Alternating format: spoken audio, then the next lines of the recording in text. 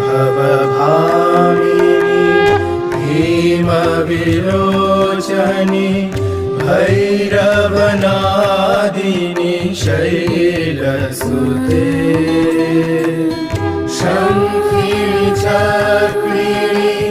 वज्रिणि शूलिनि पाणकृपाणकतूनयुगे हे भवभामिनि भीमविलोचनि भैरवनादिनि शैलसुते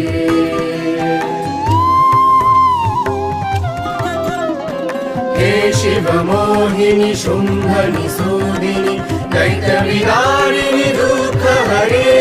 हे गिरिनन्दिनि शत्रुविमर्दिनि दीनदया